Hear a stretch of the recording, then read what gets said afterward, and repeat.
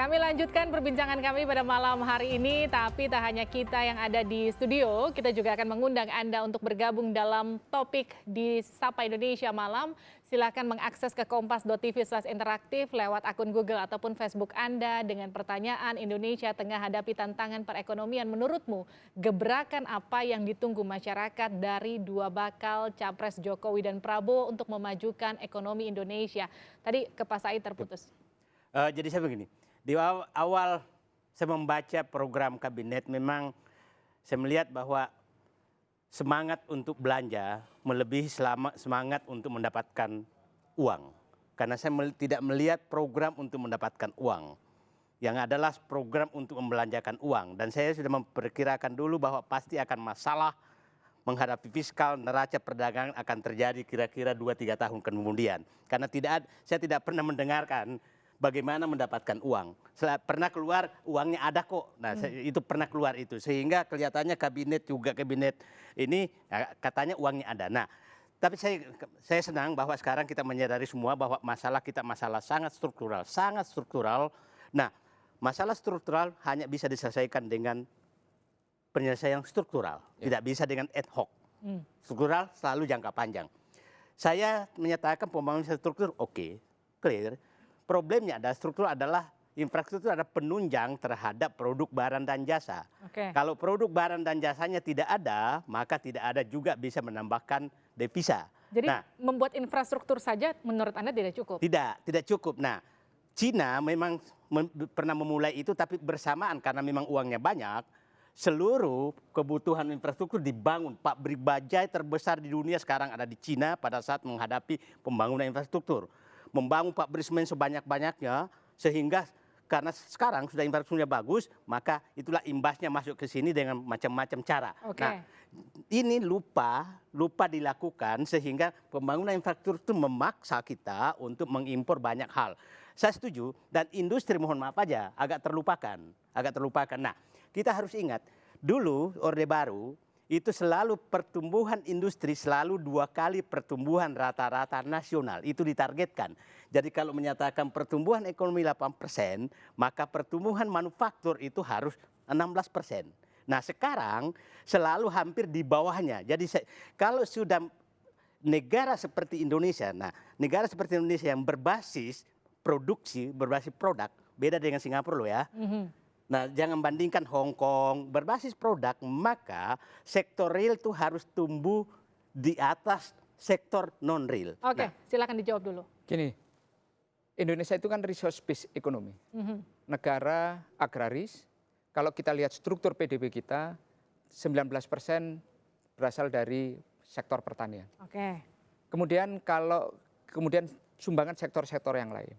Sejak krisis 98, kita mengalami proses penurunan di sektor industri. Tapi pemerintah berusaha selalu meningkatkan ini dengan memberikan apa? Kemudahan. Kemudian terjadi kompetisi yang sangat kuat di antara negara-negara ASEAN ini, antara Indonesia, Thailand, Malaysia, kemudian lahir generasi berikutnya yaitu Vietnam, Kamboja dan sebagainya. Belum lagi kawasan-kawasan lain. Nah, ini yang harus kita perhatikan juga. Pemerintah sungguh-sungguh memperhatikan pertumbuhan industri dan mempertahankan existing industri yang ada. Existing industri yang ada ya, saya bilang. Kalau kemudian existing industri yang ada, sumbangsinya terhadap pertumbuhan masih tinggi.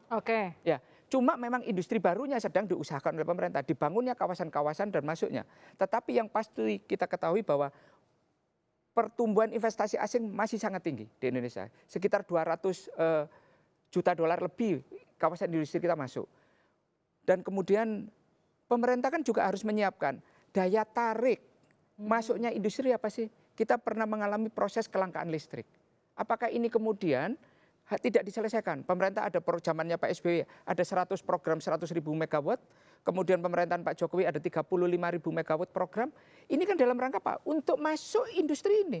Ya, Presiden dalam melakukan perjalanan ke hampir seluruh dunia, coba perhatikan di Morowali, lahir smelter. Itu untuk apa?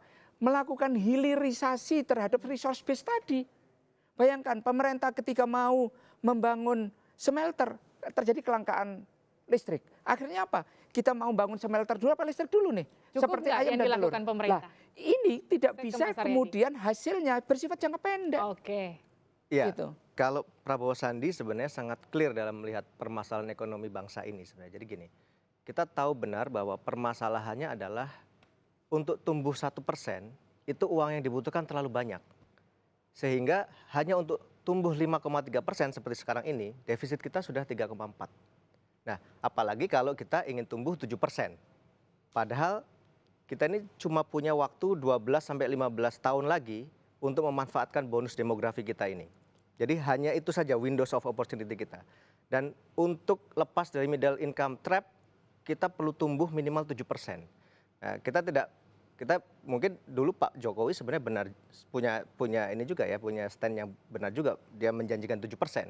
Tapi sayangnya yang dilakukan strateginya tidak tepat gitu. Nah, untuk menurunkan ICOR ini, untuk menurunkan ICOR menjadi lebih rendah sehingga ketika kita tumbuh 7%, kita tidak harus defisit sampai 5% atau 6% adalah kita harus melihat ICOR ini bisa diturunkan bagaimana caranya. Nah, kita melihat ada 3 yang bisa diturunkan. Yang pertama adalah kita harus melakukan pembangunan besar-besaran untuk import substitution industry. Jadi industri-industri di mana kita masih banyak import seperti pertanian, kemudian bahan dasar, sembako dan sebagainya, dan juga manufaktur-manufaktur dasar itu kita harus kembangkan betul-betul gitu. Terutama untuk menjadi penyangga yang di tengah gitu, karena kita bolong industrinya di tengah. Yang kedua adalah renewable energy. Karena kita tahu benar bahwa kalau kita terus-terusan begini, susah kita akan tekor terus ya.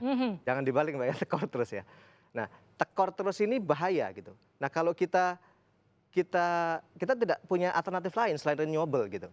Dan renewable ini jangan dilihat hanya sebagai pembangkit listrik dan sebagainya ya, tapi juga justru renewable untuk kehidupan sehari-hari. Jadi misalnya sekarang kan mobil, motor masih menggunakan karbon ya, fosil ya. Nah, kalau bisa ya mulai ada kebijakan untuk memasukkan mobil listrik dan sebagainya. Nah, itu dan harus serius gitu, tidak bisa lagi. Dan yang terakhir adalah kita harus membangun di industri jasanya, jasa dan research and development-nya. Jadi 3 itu yang akan dikejar oleh Prabowo Sandi. Dan ini akan kita lihat akan menurunkan ICOR-nya minimal setara dengan Malaysia. Sehingga ketika kita tumbuh 7%, defisit kita hanya perlu 3% juga. Oke, saya ke Pak Said. Kalau dari penjabarannya Mas Haryadi nampaknya sudah sangat komprehensif, tapi realistisnya bisa nggak semuanya kira-kira dilakukan dengan kondisi Indonesia seperti sekarang? Saya begini, ini kan negara resource based, tapi kadang-kadang kebijakannya lebih ini ke perdagangan. Ini yang masalah selalu. Karena perdagangan memang cepat sekali untuk kelihatan hasilnya. Nah, sama persis sebilang. Ini negara pernah. Coba lihat aja lah. Bantuan-bantuan dana, baik BUMN maupun ini, itu lebih banyak loh masuk ke sektor perdagangan daripada sektor produksi. Jadi saya hanya meminta, ini kan problem kita adalah produksi kita tidak cukup memenuhi kebutuhan rakyat kita. Oke? Produksi kita, baik yang dihasilkan sendiri maupun dihasilkan manufaktur. Nah, kalau ini terjadi terus, maka jangan pernah mimpi bahwa kita bisa tumbuh tinggi. Karena semakin ditumbuhkan, semakin panas ekonominya, kurs rupiah semakin melemah.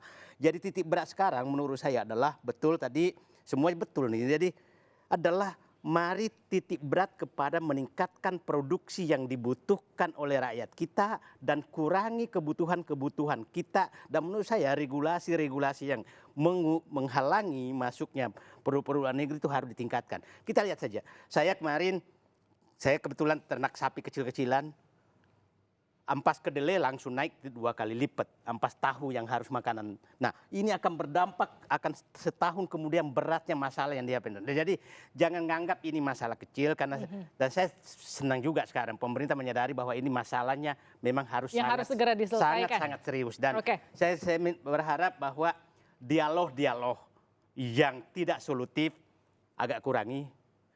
Boleh berdebat tentang presiden cari presiden, tapi saya mendengarkan ini karena mungkin dua-duanya ilmuwan, jadi ya nyambung-nyambung saja solusinya sebenarnya. Jadi ya udahlah, yang kira-kira hanya membuat keruh ya kurangilah. Oke, itu kan kata para narasumber kita. Sebelum kita ke Pak Misbahun, saya juga akan bacakan dulu apa komentar para netizen. Kita akan masuk ke kompas.tv/interaktif. Ini komentar pertama saya bacakan, kita buka. Ada Sony Panjaitan. Kata Sony, mendorong industri berorientasi ekspor lebih banyak dan berdaya saing supaya menghasilkan produk olahan jadi bukan bahan mentah atau komoditas saja. Berebut pasar ekspor tradisional atau non-tradisional. Berikutnya ada Randi Permana. Menurutnya pemerintah telah meletakkan fondasi pembangunan nasional yang kokoh melalui transformasi fundamental perekonomian nasional. Paradigma pembangunan yang bersifat konsumtif kita ubah menjadi produktif. Terakhir ada El Manulang, supaya Indonesia maju hal yang diperhatikan selain infrastruktur adalah pendidikan dan keluarga berencana. Mutu pendidikan harus ditingkatkan dan jumlah kelahiran harus dikurangi. Saya ke Pak Said sebelum ke Pak Misbahun. Dari 3 komentar ini menurut Anda yang mana yang paling realistis dilakukan pemerintah? Saya pikir bersamaan, tapi yang sangat jangka pendek mendesak adalah kurangi penggunaan dolar dan naikkan penghasilan dolar. Itu dulu deh. Yang caranya silakan diskusikan. Setuju. Itu jangka. Nah, yang tadi itu sudah masalah struktural tuh. Masalah strukturalnya betul-betul selesaikan karena begini. Anda menyelesaikan ekonomi, tidak menyelesaikan tentang manusianya, itu juga menghasilkan lagi struktural baru. Jadi mohon maaf, saya titip ke Pak Misbakun yang bisa menyampaikan ini ilmu pengetahuan teknologi, pembangunan SDM, ini jangan ditinggalkan. Saya ingin menyampaikan apa yang disampaikan oleh Pak Said. Tadi saya ingin menyampaikan juga Pak Aryadin bahwa ICOR bukan satu-satunya parameter Pak di dalam kita melakukan upaya pembangunan. Efisiensi bukan satu-satunya ukuran juga. Yang kita pikirkan justru pada saat abad ke-21 ini adalah apa? Keberpihakan. Orang bicara tentang distribusi. Pada saat yang sama, tadi Pak Said menyampaikan bahwa SDM kita bagaimana? Pemerintah luar biasa melakukan keberpihakan. Amanat Undang-Undang 20% itu dijalankan pemerintah biaya operasional sekolah dialokasikan di APBN 2019 untuk 20 juta lebih siswa biaya operasional. Itu meliputi seluruh siswa sekolah umum, madrasah, pesantren dan sebagainya akan mendapatkan BOS. Kemudian ini dalam upaya untuk meningkatkan kualitas ada beasiswa bidik misi untuk 471.000 rakyat untuk meningkatkan kualitas itu. Ada LPDP untuk 27.000 orang melanjutkan S1 dan S3. Kemudian ada PKH, tadi disebutkan di Kompas 2016 itu 6 juta. Sekarang sudah sekitar 10 juta. Bahkan di 2019 dinaikkan. Orang yang biasanya menerima 1,8 juta itu menerima 3 juta, 2. Supaya apa? Keluarga miskin ini bisa melanjutkan sekolah, yang tadinya SD bisa melanjutkan SMP, yang SMP melanjutkan ke SMA. Sehingga program 12 tahun ini full bisa dijalankan. Kemudian peningkatan jaminan kesehatan nasional, JKN, yang tadinya sebelumnya itu sekitar 88 juta, kemudian naik 92, sekarang dinaikkan 96 juta. Saya ingin menyampaikan, kemudian transfer daerah untuk mengatasi stunting, mengatasi masyarakat gizi buruk. Nah, ini dilakukan upaya yang sangat serius oleh pemerintah. Saya hanya nitip aja. Itu ide bawah. Yang dibutuhkan sekarang adalah bagaimana kita memandirikan ekonomi kita. Kita butuh ilmu teknologi. Mohon maaf aja, Pak Misbakun, perhatian ke teknologi. Orang-orang iptek, saya ini orang iptek, Pak, itu sangat rendah sekarang. Lebih memperhatikan orang-orang yang kira-kira, orang-orang iptek itu nggak bisa memberikan suara politik. Jadi kelihatannya agak biarin aja lah.